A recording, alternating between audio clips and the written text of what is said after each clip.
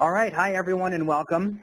I'm Adam Berezin from MS Dynamics World, and I want to thank everybody for joining us for today's session, which will cover multi-entity management for Dynamics GP, taking hundreds of hours off your accounting processes, which will be presented by Don Ramsey, who's a solutions consultant at Binary Stream. We are very happy to have him here with us today. Thanks, Don. So before we get started, I'd like to quickly mention two things. First, you can submit any questions you have during the session through the Q&A box on the right side of your screen, and Don will try to get to all of them at the end of the event. And second, there's a Media Viewer tab also on the right side of your screen. If you open this tab, you'll see a form that you can fill out at any time during the event if you'd like to schedule a follow-up discussion with Don to answer any specific questions about the presentation. So without further delay, please allow me to welcome our presenter, Don Ramsey. Hi, good day, folks. It's really a pleasure to be here with you. I'm hoping that you're going to find something that will interest you here. I'm hoping also that when I make some demonstrations of the actual product, that we'll come up with some questions that I can gladly answer for you. And we're going to talk about at least the top 5 signs that your team might be ready for, when we say supercharged productivity. The bottom line is, if you're a company that's running multiple databases, you're not having the greatest productivity. There's just no question about it. You've got a lot of merging of data to do. You've got a lot of logging in and logging out to do. So we're going to take a look at some issues that our clients have told us were a pain in the derriere, if you'll excuse the expression, for them when they were doing that. Now, I'm going to tell you a little bit about my company and a little bit about myself. Now, I am Don Ramsey. I'm a solutions consultant. I've been a CPA for the last several decades. I've been a director of finance for a government department. I've been around for a while. I was a consultant for GP for about 5 years. But today, we're not going to talk so much about me, but we're going to get into the introduction here, which I'll complete in just a couple of minutes. We're going to talk a little bit about multi-entity management, what it is, probably 45 to 50 minutes of me presenting information to you, and then whatever time you need to get any questions you might have thought of answered. We're going to be talking about reporting in MEM.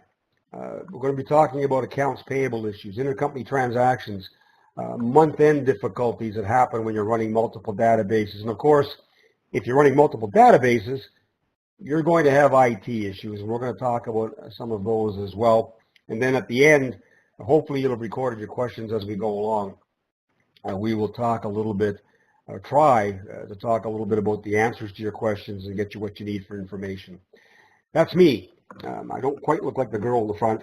I'm a CPA. We've just changed that designation here in Canada from CMA, CA, CGA to now the CPA, which I understand is common in the States. I've been around for a while.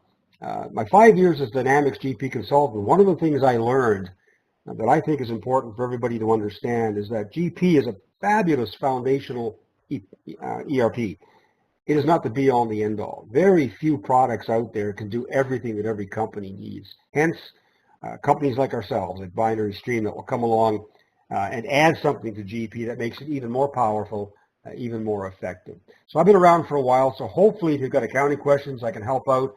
If you have software questions about GP or our software, hopefully I can help you a little bit there as well.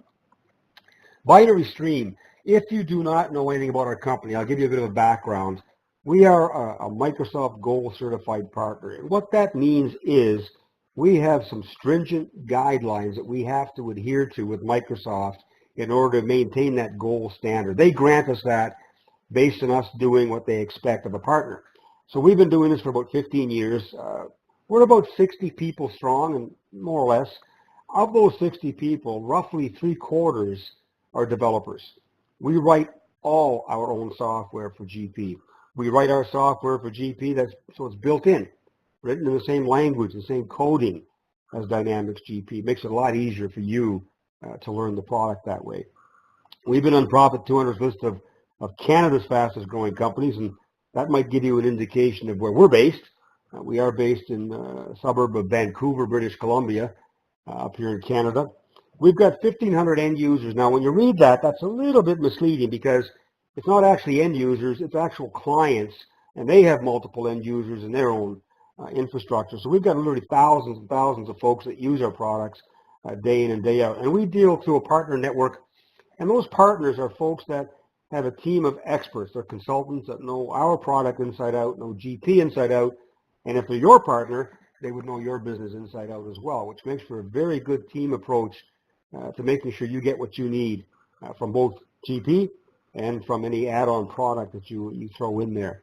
And then we've got a pretty good record. We've been consistently ranked in the top 5% of Microsoft partners worldwide. We're quite proud of that, and we deliberately focus on meeting that 5%, staying in that 5% year after year, because it's important.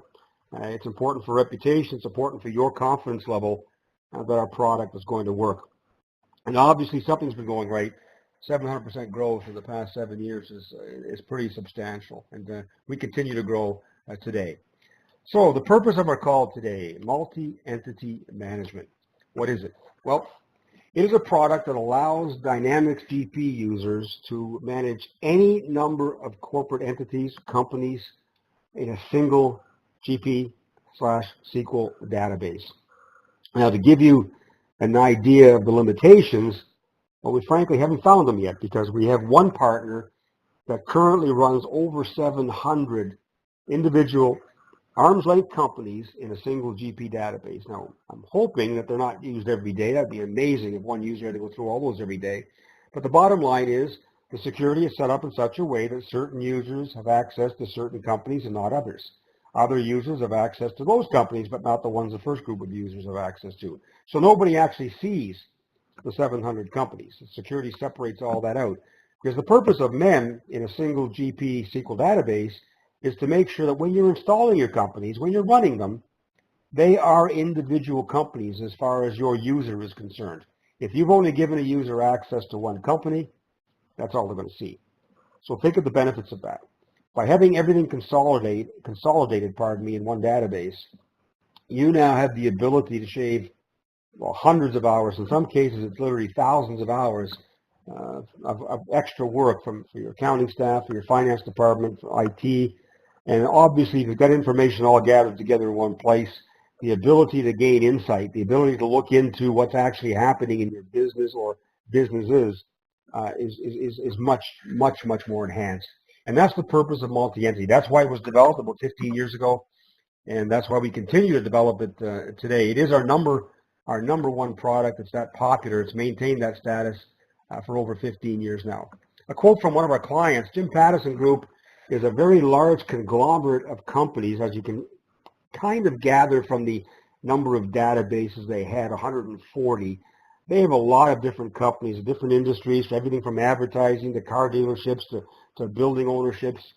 They're quite a large entity in the Vancouver area. And they came to us. They were having nightmares trying to manage these 140 individual GP databases, getting the data together, getting consolidated financial reports, making sure all the month-end journal entries were done, all that kind of stuff. 140 times more work than it had to be. Well, maybe not quite that, because they still have 4 databases. And the reason they have 4 databases we'll talk about as we go forward, but the bottom line is multi-entity will allow you to amalgamate all, say, your U.S. functional currency databases into one, all your Canadian functional currency databases into another one, all your Euro databases into another one. You can't put different functional currencies into a single GP database. The coding of GP just does not allow that. So there's 2 restrictions for MEM that we'll get out of the way right now. One is only one functional currency in the database. The other one is only one fiscal year end in the database. So if you have 2 companies, both US dollars, but 2 different fiscal year ends, they have to stay in 2 separate databases.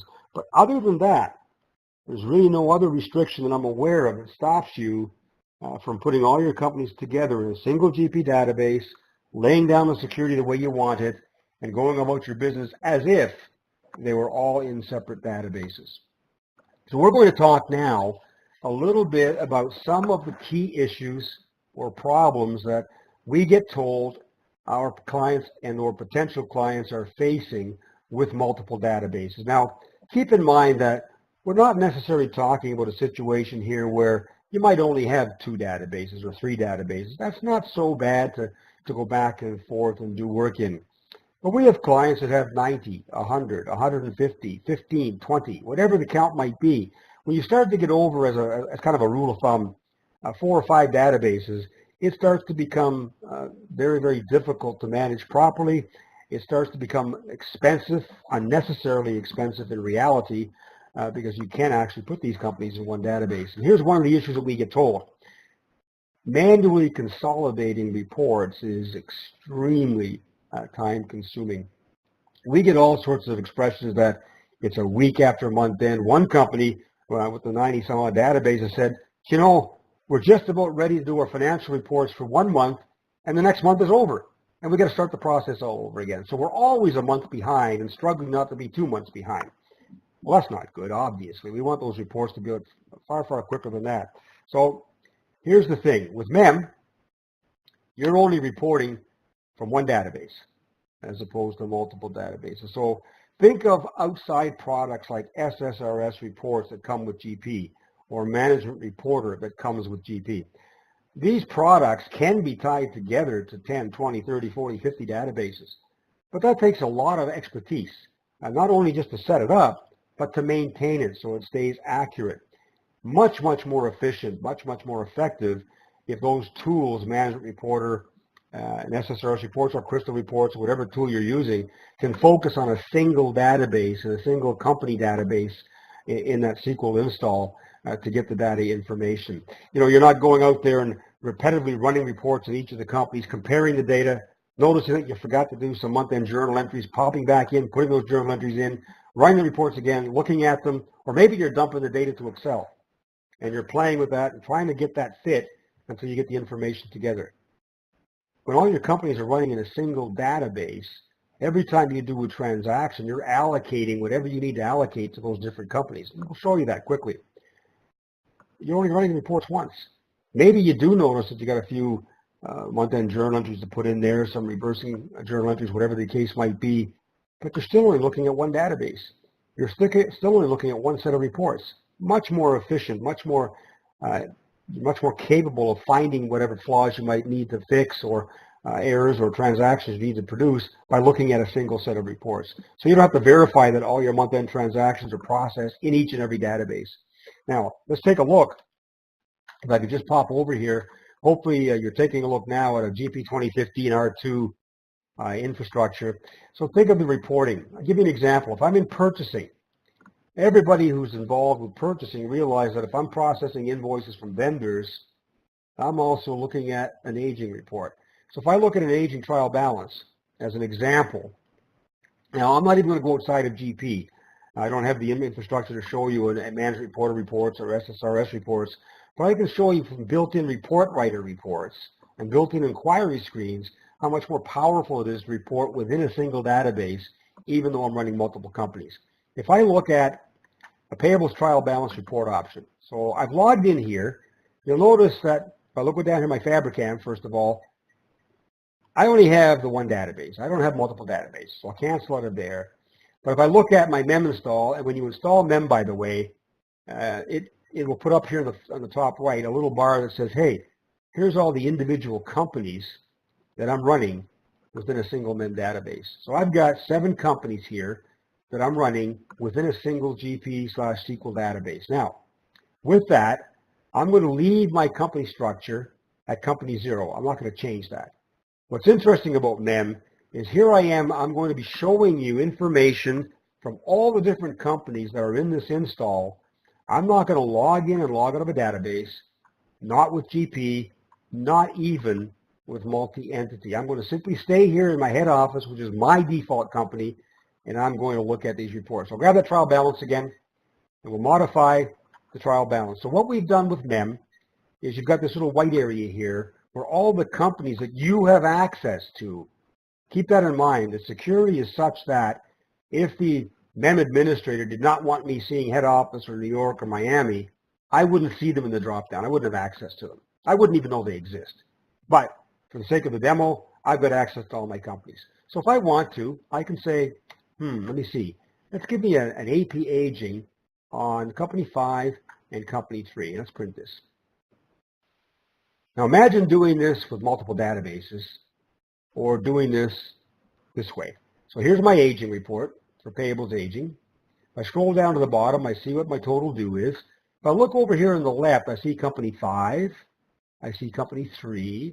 I don't see any other data there. So this is only company 5 and company 3. Let's just close the report. And let's say, you know what? I didn't need company 3 and 5. I needed company 1 and 2.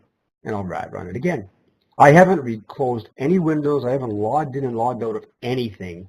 And now I'm looking at information for just 1 and 2. And I have a different aging report. So obviously, if I wanted to click this little button up here that says Mark All, it's going to check all my companies. I could run an aging once again and get yet another aging for a different grouping of companies. So you can do one, any combination, or all without ever leaving the main report screen in GP. Try doing that with 15 or 20 GP databases and getting a combined aging report. And just so you know, if I wanted to, I could walk over to my financial module. I could take a look at my trial balance in there. And I could look at the demo environment one that I built up here. Now, I need to explain something to you. The way multi-entity management works is it takes a segment in your chart of accounts. So if you don't have one that's already designated only to be used to identify the companies that you have, you need to add that. Not a problem. You've got up to 10 segments in a GP install that you can use, and you can add them later. Doesn't have to be segment 1. It can be anything between 1 and 10. I've chosen segment 1 to represent my company. So segment 1 in my chart of accounts for head office always starts with 000. For New York, it's always 100. So I segregate my data based on that segment in my chart of accounts. Well, I said I segregated. I actually don't. MEM, multi-entity management, handles that for you. So since I know that segment 1 represents my company, I simply say, you know what? Sort my data by segment 1 and give me subtotals by period. Down here, when I'm looking at my range, I can go by segment, and I can say, you know what? Let's just do this by segment 1, which again is my company segment. And I could run that report. Now, it takes a couple of minutes, so I won't do it. But I could run that report, and I can do a trial balance with Report Writer, which is the built-in GP reporting tool, on any company or any combination of companies that I want. And I can do the same thing through a smart list or through Management Reporter. Keep in mind, Management Reporter is a segment-based reporting tool. Multi-entity management is a segment-based management tool. They work perfectly together. So no problem getting consolidated reports. Doesn't matter how many companies you combine in this database. I can get my financials consolidated by all my companies, some of my companies, any combination of my companies, or one company without ever logging in and out of a database or even logging in and out of a company from within multi-entity management. So very, very powerful tool for reporting. Just keep that in mind, that everything is going to be instantaneous. It's going to be directly there in front of you. So problem 1 goes away. Reporting is no longer running around a month end, gathering the data together from 10, 15, 20, or 100, 200 different databases. It's just simply running your reports and taking a look at them. We keep going from there. Chasing down unpaid invoices is a huge pain. You know, we have clients tell us that they do centralized payables. So they've got 10, 20, 30, 40, 50 companies, only separate databases, and a client, or pardon me, a vendor would call up and say, I got this invoice, hasn't been paid yet. And the clerk says, what company did you send it to? Well, I sent it to head office. Well, that's interesting. Well, if you sent it to head office, that could be a problem. Now I've got to play Sherlock Holmes. I got to go running around trying to find out what company that invoice is in, but not with MEM, because all the information's in a single database. All right. Second point that's rather interesting is disrupting workflow. Consider this. I have an AP clerk whose job is to enter a pile of invoices. So they've got used to segregating those invoices. They'll do all the invoices for company 0, pile them all up. They'll finish that. They'll log out of company 0, log into company 1, start entering those invoices. Log out of that company, go to company 2, start entering those invoices. Well, with multi-entity manager installed and everybody in a single database, it doesn't make any difference. And I'm going to show you how powerful that is. Let's go back over to GP.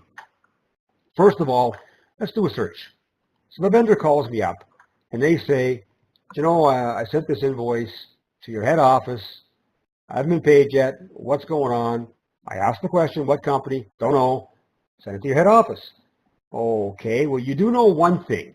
You do know that they've got that invoice in their hands. So what you could say is, do you know the invoice number?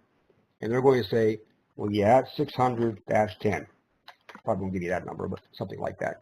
So by the time I finish redisplaying this and explaining to you where 600-10 is, I can tell you by using standard GP technology, oh, we need authorization for that invoice. Now here's what's interesting. I sped up to try to give you that explanation before I found the reason it wasn't paid. Standard GP here, payables transaction entry zoom, there's the actual transaction, there's the voucher number, there's the little yellow sticky note that you're probably used to by now if you're using GP, and I had my explanation there. You'll notice we've added this column on the vendor inquiry screen called company. That invoice was in company 6. So here's what happened. GP thinks that there's Ace Travel once in the database, and there's only one company in the database. Multi-entity says, yeah, well, actually, that total up here is broken down amongst all these companies. Well, in this case, single invoice, it was all company 6. But if I was to get rid of this and redisplay, I'm going to get a very different picture here. Ace Travel is owed $397,000. GP is correct. GP says down here is all the details. Again, GP is correct. But multi-entity says, yes, but head office owes $189, $190. Company 1 owes 36. Company 2 owes 34. Company 3 owes 40. All of this adds up to 397. You can't do that when you're running multiple databases, a company per database. But if you put them into a mem-enabled database, all this information is in one screen for you. I can search for any invoice through any number of companies because GP is just doing its job, thinking it's one company. So that's very powerful. The Sherlock Holmes aspect goes out of the way. You just need to know the invoice number. The other thing that can happen, we talked about piling up those invoices and sorting them out by company because I've got to log in and log out of databases to produce or to process those invoices. Well, what if I didn't want to do that? What if I did install them? What if my boss was good to me, said, hey, we've got all our 50 companies now, or whatever it is, in a single GP database. Now go process your invoices. Well, by habit, I go out and I still gather my invoices in the pile, and I'm doing head office invoices. So here I am in head office, and I can pop them down here, and I can say, oh, look at that. By the way, you're looking at a screen with 7 or 8 vendors here. There's 102 vendors in my database. Security with multi-entity allows you to restrict what vendors, what customers, what inventory items get seen in each of your companies. I'm the system administrator. I have full capabilities, and yet I can't override this either. I would have to go back into the MEM setup and say, oh, add all the rest of the companies to company 0 before I could actually see them here. Well, just pick one company. So I do a demo. I do an entry for Ace Travel. I put my amount in, and then I process this and post this invoice. And now I look at my next invoice in the pile. It's for company 2. Well, great. Now I got to log out, go to company 2, or put the thing aside and hopefully remember to pick it up later and put it into company 2. Or I can just do this. I can bring up that transaction window, and I can say, let's go to company 2. Now I'm going to look at my vendor list, just to give you an idea of the difference. I got a very different vendor list. The security is instant when it comes to multi-entity management and the settings that you set. It's instant. So you get the idea. I haven't logged in and logged out of anything down on the Fabricam button. I haven't logged in and logged out of anything in the multi-entity management entity button. But within the individual transaction window, I am now working in the Miami company, company 2. When I post this invoice, it's going to go to company 2. The expenses will go to company 2. The payables will go wherever I dictate the payables should go for company 2. Then when I'm finished, I open it up again. I'm back in company 0 where I am by default because that's where I've logged into by default. So I don't have to ever log in and log out to enter invoices. I can put my pile of invoices there, and sure, it's still a good idea to sort them. But if I missort a couple, I don't have any pain whatsoever. I just simply type in the company I want to work in, and away I go. So finding invoices, no problem at all. Disrupting my workflow, no longer an issue when I've got all these companies running in a single multi-entity management enabled database. Well, any other concerns? Intercompany transactions require a lot of unnecessary effort. You know, up till now, I mean, Microsoft will probably keep tweaking this, but you know, we've got a situation where I've got intercompanies that are going to all these other databases. I got to go to those databases, process those intercompany transactions. Then I got to try to figure out an audit trail because now I've got multiple databases, and audit trails are not easy to go across databases. So what am I going to do? Well, let's take a look at what happens when we get to MEM-enabled intercompany transactions. So we're going to enter a transaction, automatically have it posted in the destination company at the time of data entry. We're going to be able to view the destination company, all the distributions from the company we're logged into. Perfect traceability all through the process. So let's go and see how that works. By the way, I do see some questions coming in. So folks, just as a reminder, we'll definitely get to those questions at the end of our presentation. So thank you very much for asking them and recording them as we go. So we've got this do from stuff that we need to worry about, the intercompany transactions. Let's actually do a transaction and take a look at what happens when you've got MEM handling the do froms or the intercompanies. So let's say that I'm going to pick a vendor here. I'm going to work out company 0, and I've got an invoice here. And I look at that invoice and I realize that that invoice for $2,500, although maybe that's a little bit simpler for my math. I am an accountant, but I'm used to a calculator. So 1, 2, 3, 1, 0, 0. All right. So let's say that I want this transaction to be between multiple companies. I got $2,000 here. Well, if I look at the transaction right now, keep in mind that I explained to you a few minutes ago that my first segment of my chart of accounts represents my company. I am doing centralized payables, by the way, in my demo environment. So I should expect to see a 2-line transaction here, both with 0, 0, 0 in the first segment. Let's see if that's what I get. Well, I do.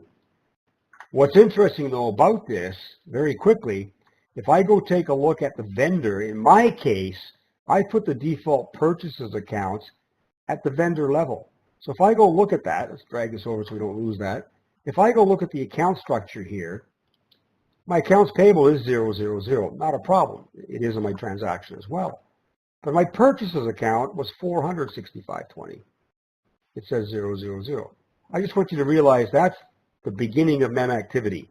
It looked at that purchases account, the default one, and said, hey, that's for company 4. This transaction is for company 0. I'm going to fix that. I'm going to replace that first segment with the company 0 segment. I want to do that. That's how I've configured it. That's how my expenses get tracked. So having said that, let's say that I want to do something a little bit different. One company, one activity, that's not a big deal. We've added the capability in MEM to give allocations at the purchasing level. So if I pick an allocation account here, just to show you how this works, if I look at that allocation account, it's going to go to company 0, 1, and 2. It's going to add up to 100%, and it's going to go to these different segment values, these different cost centers. That's all well and good. Now let's take a look at the distribution for that $2,000. Very different. Now I've got my $1,200, which is my 60%, my $200, which is my 10%, and I've got my $600, which is my 30%. So automatically broken out because it's an allocation account. But you'll notice there's some other entries here. In the case of my setup, I've configured the natural accounts 1240 and 2240 to be my intercompany accounts automatically. So what MEM did is it looked at this transaction and said, hey, we're going across 3 different entities here, 3 different companies. I need intercompany transactions. So it populated them for me. So I know they're automatically correct because I've configured them. I've set it up with the proper accounts. I've told it to do the job. It's mechanical. It's just doing math and posting the entries accordingly. It's not going to make a mistake on the math. However, a user could come in here, perhaps it's a clerk. Let's face it, you don't usually have the CFO or the chief staff accountant entering invoices day in and day out. Particularly that's a staff, an AP clerk doing that. So the AP clerk looks at this and they go, you know what, this is interesting because I'm working in company 0. My default company is company 0. Why does that say 200? Let's fix it. There, now it says 0 as well. Well, from an accounting perspective, this will add up. The math works. But your do-to-do-froms are now going to be a mess. And if this is done several more times in several different entities, you're going to have a nightmare trying to reconcile your intercompany transactions. But watch what happens to the intercompany when I tab off that 600. Notice that last line, 0002240, now says 2002240. Multi-entity will not allow your intercompany transactions to be messed up. It will calculate them for you.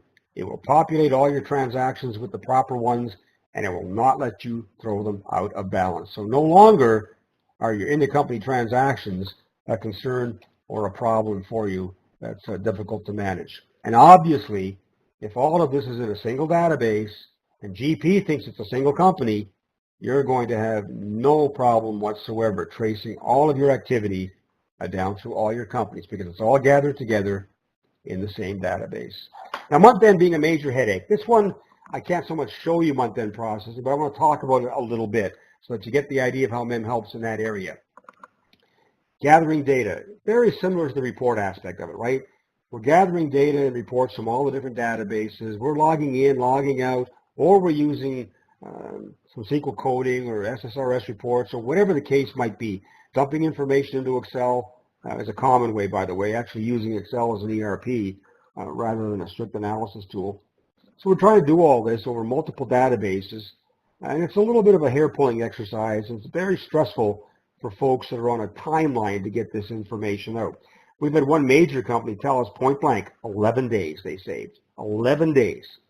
Didn't change anything as far as process other than put MEM in, get all the companies in a single database, and they cut down their month-end processing by 11 days. They didn't have to track miscoded transactions, make sure that all the intercompanies were posted, figure out what's happening with the GL accounts, why they're not balanced, i.e. the intercompanies weren't accurate. So they weren't rushing around closing the month off anymore.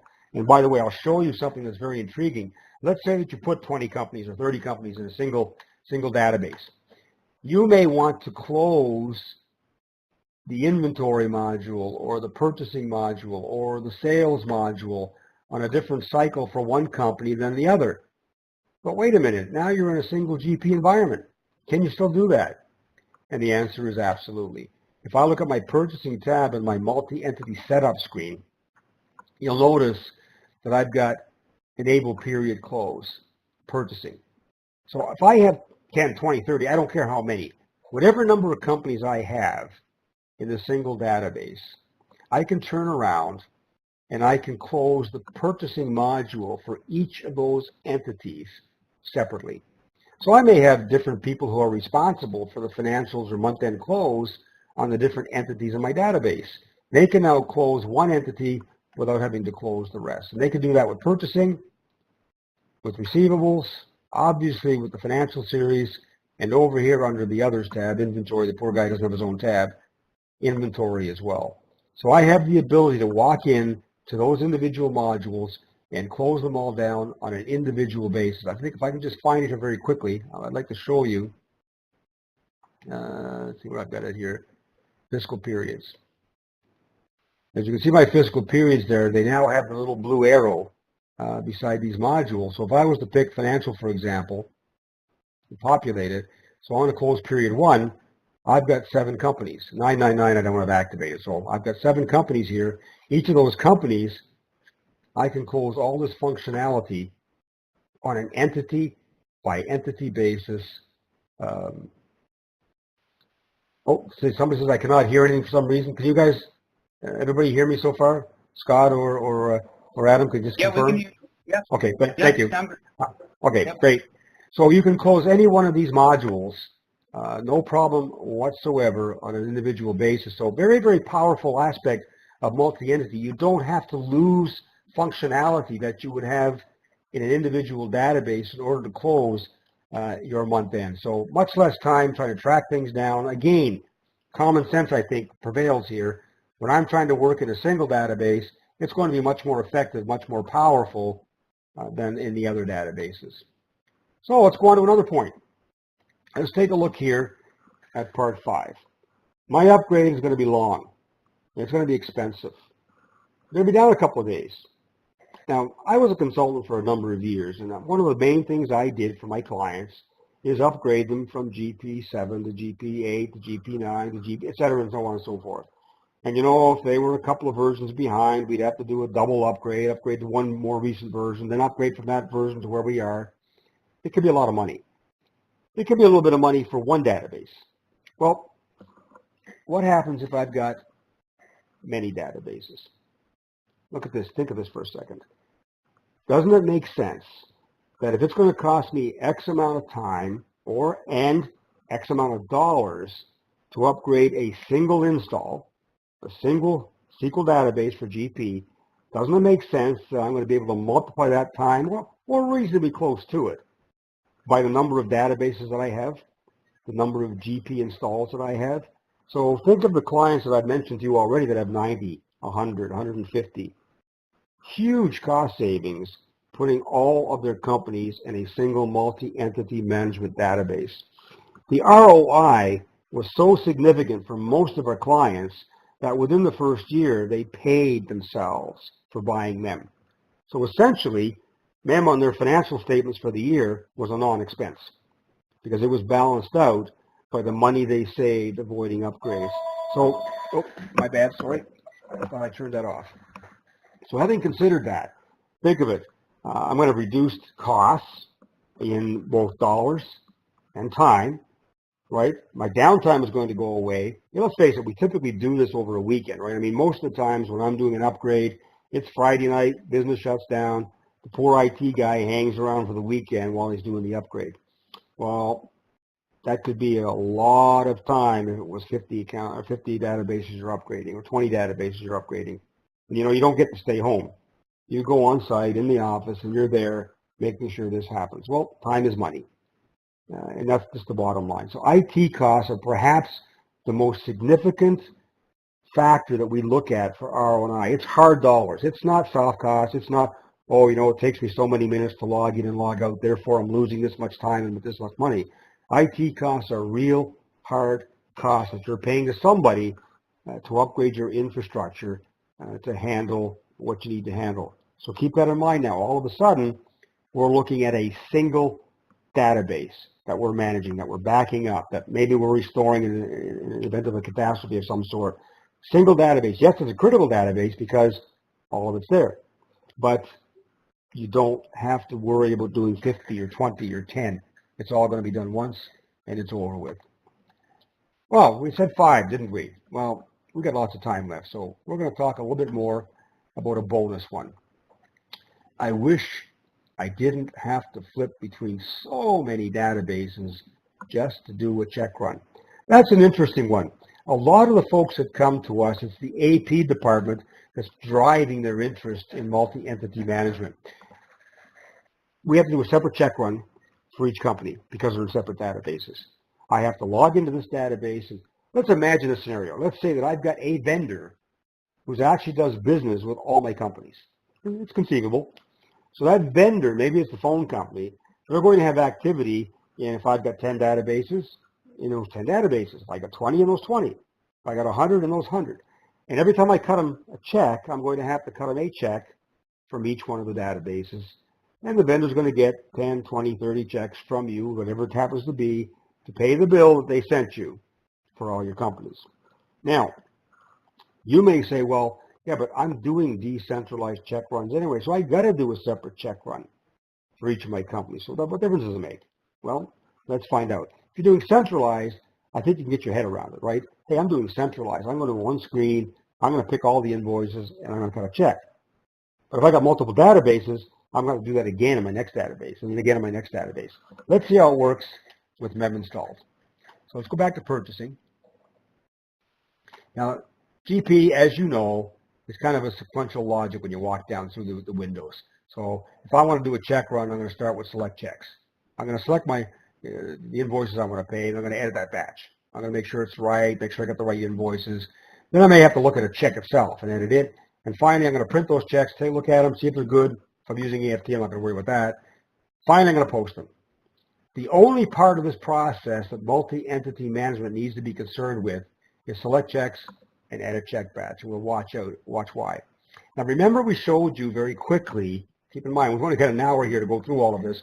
So we showed you very quickly where your do froms, your intercompanies were handled at the transaction level. So I did a journal entry there or a purchasing transaction where all I really had in that transaction entry was 3 companies. I could have had 30, but I had 3 companies. Those 3 companies were processed in a single invoice transaction, and in the batch they go. Well, all I need to be concerned with here, because my intercompanies were already handled at the transaction level, I do not need to be concerned with them here. Here's what I need to be concerned with. So keep in mind, I'm talking about doing a check run for all your companies in a single database, when you may be doing check runs in each database individually right now. So standard select payables check window. You notice the big gray area? Nothing much in there, right? That's because I'm doing centralized. So assume a couple of things. Assume that I have the authority to cut the checks for all the companies that my company owns, okay? So I've got that authority. I've been assigned those rights. If I'm doing centralized, I could just pop a batch name in here, go to a check batch, and I will see every single vendor that does business with every single one of my companies. I'll be able to look at all the invoices for all the companies, and I'll be able to put them in a check batch. But what if I'm doing decentralized? Well, if I'm doing decentralized, I now have the ability to walk through here and say, you know what? I'm going to do a check run just for company 1, or for company 1 and company 4, or for all of them. And it's going to ask me this question. Keep in mind what I told you earlier, one of our clients has 700 companies. So yeah, it might take you a while to add them all in here, but I've only got 7, so I'll say yes. Okay, so my 7 companies are now included. So if I'm doing a check run for centralized company, I can see all my vendors and all my invoices. If I'm going to do a check run decentralized, but for all my companies, I will see all my vendors, all my invoices. Nothing will change as far as the original select payables checks. And let's go take a look at a batch so you actually can see it rather than me just telling you about it. So if I go look at this batch, edit check batch, that's the next step in the process anyway. And there's my check batch. All right, so as you can see, this is a centralized batch that I started with. There's all my vendors that have activity. There's all the invoices. And over here we've added this company column. Notice company 0, company 1, company 2. There'd be a company 3, 4, 5, and 6 if I go and select the proper invoices. So everything is in there. The activity is there. And it's saying, you know what? We're doing a centralized check run. It's all going to come out of First Bank, which is my head office bank account. The do froms or the intercompanies, they've already been dealt with. I don't have to worry about them. All the payables, when I'm doing a centralized processing, went to my payables balance sheet for head office. Well, now I'm going to cut a check from my head office checkbook. So I'm going to reduce head office cash, an asset, and in turn reduce head office payables, a liability. It's a net wash. There are no do froms. But what if I'm doing this decentralized? Well, I would have done exactly the same thing here that we're looking at right now. I would have picked all those things, all those different invoices, all those different companies or vendors rather. And then when I hit OK, multi-entity management would do this.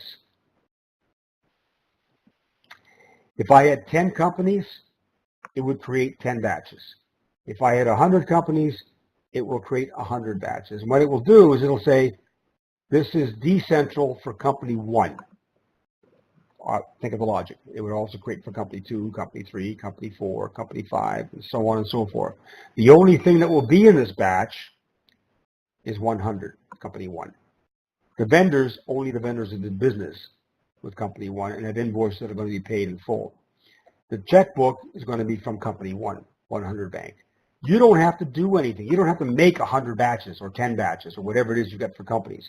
You simply have to go in and select your invoices and say, okay, and multi-entity will put them together for you in the appropriate batches. Now, depending on the check printing tool that you use, if you have a check printing tool, there are some tools out there that will take a look at our batches and say, oh, I know that this is company A, B, or C, or company 1, 2, or 3. I'm going to print the proper address, the proper company name, the proper MICR, the proper dollar amount, the proper vendor name, and I'm going to process the check for you, whether it be EFT or hard copy check. You don't even have to think about that. It'll simply get done. So if you're an AP clerk, if you're somebody that's been responsible for doing check runs and you're running in and out of 10 or 15, 20 databases or more, you're wasting a ton of time. I've only looked at one window here, and I've processed invoices from all 7 of the companies that I have in my database, and there's nothing that I need to be concerned with. There's nothing else that I need to worry about. Once I say okay here, the rest of this process has got nothing to do with multi-entity management. It's just straight GP, doing its thing, looking at the checks, printing the checks, posting the checks, whatever the process is that you need to do. So certainly a great time saving as far as running down through the process, getting everything gathered together for you, and putting all this information on a check batch without having to leave the window, without having to log in and log out of any other companies. I can do all the processing all at once. And once again, I'll emphasize, of course, only if you have the authority as the user that's logged in to see all the different entities that you were running in your database. You will only be able to get to see and work with the companies that you have access to, that security has been given to you for. So at this point, we're going to pass this back to Adam to make some comments there, and we'll start to see if we can answer some of the questions for you that you folks have submitted. Great, thanks, Don. So it does look like we have a bunch of questions that have come in. So the first question that we have is, our company currently uses MEM and processes large amounts of AP data as well as GL. How large can our GP database get before there is concern? Well, all I can tell you is by experience. We have companies that have 400, 500, many over 100. One as large as over 700, and it simply has never been an issue as far as the GP database is concerned. It seems that your initial company will make it so large, but each additional company after that doesn't necessarily increase the size of the database by the same amount. It's sequentially smaller pieces as far as the increase in size is concerned. But we've had no issues up to 700. Okay, perfect. Here's another question. My assumption is that every company with an MEM database would need to have the same chart of account structure or segment layout. Is that correct? Yes, pretty well, because what's going to happen when you get into a MEM-enabled situation is all your GL accounts are going to come into a single SQL database, a single structure. Now, you can have some variance insofar as your departments and your labeling and that kind of thing and the naming of your segments. But if you've got GP set up with a 3-segment structure, all your companies will have a 3-segment structure.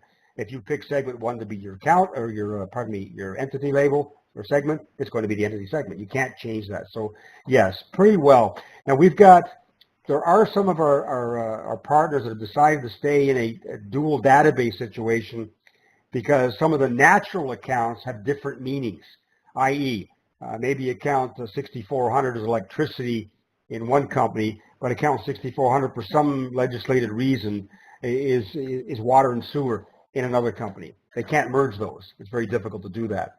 But for the most part, yes, you do have to make them look similar, the same structure as far as how many segments are concerned to make them work in a MEM database. That's correct. Great, thanks, Don.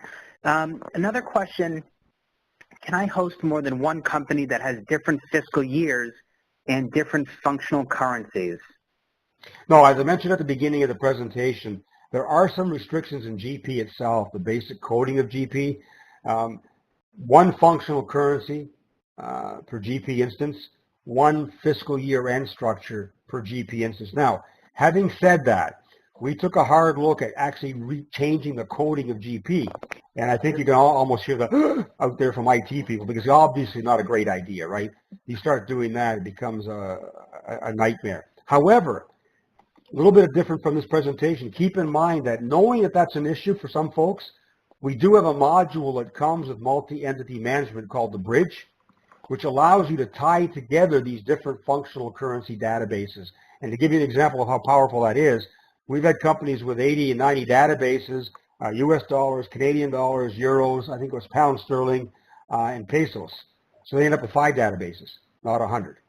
So we still can tie it down, and we can have synchronization of vendors and customers and items, and we can have allocation accounts and due to, froms, intercompanies automatically happening across databases, cash transfers, inventory transfer. So a lot of the functionality that's available in a single MEM database can still be available with a MEM database tied together by bridge to other databases that have different functional currencies.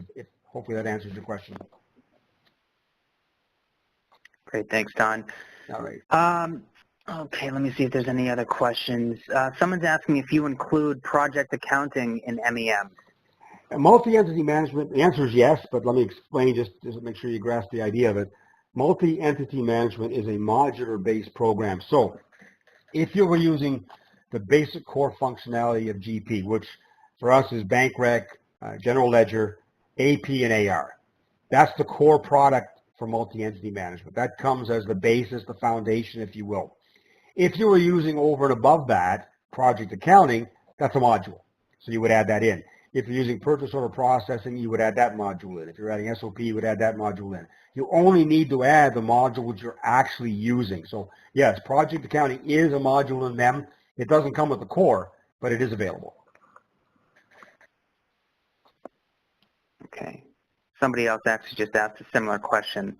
Let me see if we have any more questions coming in. We'll just give people another couple of seconds to collect their thoughts in case they want to submit another question. No problem. I'm certainly in no hurry. I'll gladly hang around there as long as the questions are coming in. Great. Does it work with analytic accounting? Yeah. Oh, sorry. Sorry, I heard the question at the same time. The Yeah. answer is yes. The answer is yes. Cash book. I'm not quite sure I'm getting the question properly. What is cash book? I don't know, I'm sorry. I didn't mean to jump ahead of you. I just happened to notice the question pop up. Oh, that's okay. No, that's okay. Do you cover cash book? I'm not sure I understand what that means. If somebody could explain that, I'll gladly try to answer it. No? You could... Cash book bank management module. That's an outside third-party product, or is it checkbooks within GP itself? If it's checkbooks within GP itself, not a problem. Actually, checkbooks in GP working with multi-entity management is a piece of cake. Keep in mind, a checkbook has an account number attached to it. As long as the first segment, in my case, the first segment, whatever segment you choose to be the company is assigned to that checkbook now belongs to that company. Now, if Cashbook is a third-party product, just so you know, we work with most ISV products out there. And usually there's very little to do to make our product work with you. So if you've got a product that we haven't talked about yet or we don't know about, we'll gladly take a look at it and make sure that we can interface with it. So that's very rarely. As a matter of fact, in my time with Binary Stream, we have yet to come across a product we can't work with. So if it is a third-party product, I apologize for not knowing it right off the top of my head. We should have no issues working with it because typically the cash products, bank rec products, will all look at the account number and the way they go. So MEM deals with account number, so it's not an issue. Hopefully I've partially answered the question, but keep in mind you've got Maria Louie up there on my screen, but my email for Don Ramsey is just don@binarystream.com, so don't hesitate to email me if you've got questions that we don't get to answer here in this particular segment, or if I haven't given you a complete answer. Hey, Don, someone's asking if there's a webinar on the bridge solution. There's been there's been 2 or 3 webinars so far. We do have recordings of those that people can have, and I don't think we're stopping there. I think we've got more coming.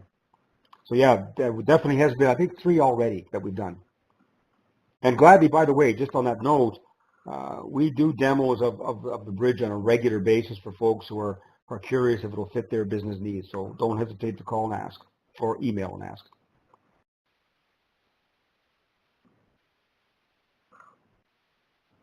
I think Scott, our marketing manager, knows how to get access to the recordings if you need them sent out. Perfect. All right, well, it looks like we don't have any other questions coming in, so why don't we end there. Don, thanks a lot for presenting. It was great to have you here. Yeah. My pleasure. And I'd like to thank everybody for taking the time out of their day to attend the session as well.